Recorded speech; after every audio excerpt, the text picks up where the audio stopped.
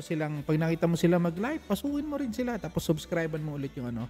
Importante kasi yung lumawak yung network mo. Kasi kung hindi malawak ang network mo, kung umasa ka lang sa mga free subscriber, sino manunood ng videos mo, 'di ba? Paano mo makukuha yung watch hour mo kung walang manunood sa iyo? Ha, ganyan. Okay. Wag naman ikaw. Ano?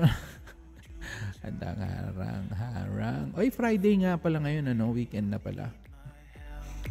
Bukas hopefully. Meron akong bike last week, hindi ko pa rin na-upload dahil hindi ko pa na-edit. Hindi ko alam, I don't have time. Hindi ko alam, nauubusan ako ng oras kakatingin sa ulap, kakangiti.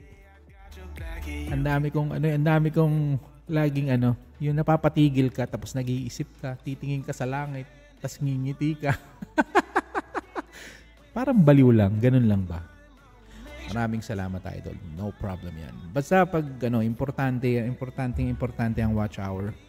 Sa ngayon, wag mo muna intindihin yung subscriber. Huwag mo intindihin niya kasi that's easy to get.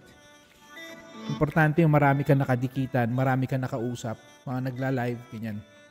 Tapos, I don't know, hindi ko alam kung alam mo na itong mga sinasabi ko. Kung alam mo na, then good. Kung hindi pa, well, good din. Yan.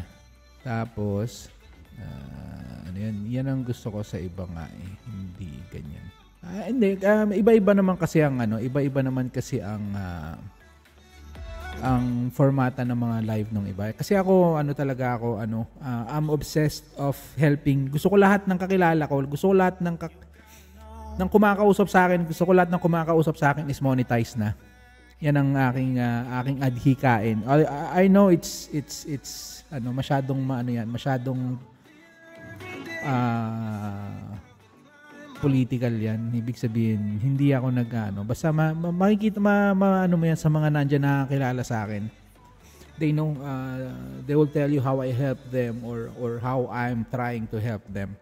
Hindi lahat kasi depende yung sa kung ano yung availability natin, tsaka hindi pa isa-isa lang. I cannot help everyone all at the same time. Idol, yung iba pag nag-live ba, ilang oras? Kasi may tinatawag na ang maximum na live is you can do is 11 hours and 55 minutes. After nun, pwede i-stop mo na din, pwede ka ulit mag-live. Kasi kahit lumagpas kayo, ang ibibigay lang sa'yo ng YouTube is 11 hours, 55 minutes. Kaya may tinatawag na screencast. Yung screencast, yung tinatawag nila na yun yung, paano ba explain sa'yo? Basta it's a video loop na pwede mo lang iwan. Ganon. Basta, yan eh, basta kung sobrang bagong-bago ka pa, as you go around, marami magsasabi niya na that's what you need to do. Kailangan mo na mag-live ka agad para kasi doon, pag nag-live ka kasi ng kagaya ng ganito or kagaya ng screencast, kung if you don't know it yet, madali ka makakuha ng subscriber, madali ka makakuha ng mga watch hours, tapos lalawak ang network mo. Ganun.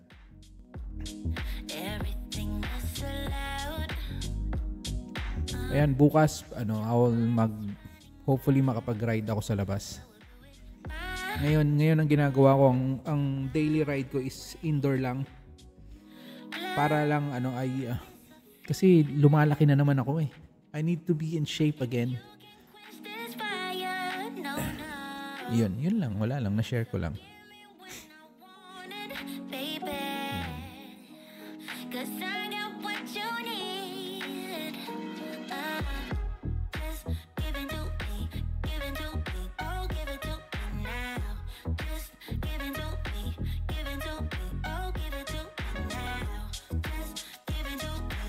Tapos pag pumasok ka sa mga live, magstay ka doon. Masabihin na natin 10 minutes, 20 minutes, 30 minutes. If you can stay for 1 hour, stay for 1 hour. And then, lipat-lipat ka na. Lipat-lipat ka rin sa iba. Balik-balik ka lang sa Para yung hindi ka, para, basta, wag ka lang pupunta sa isang live para lang, sasabihin mo lang, tamsak, tapos alis ka na. Magstay ka.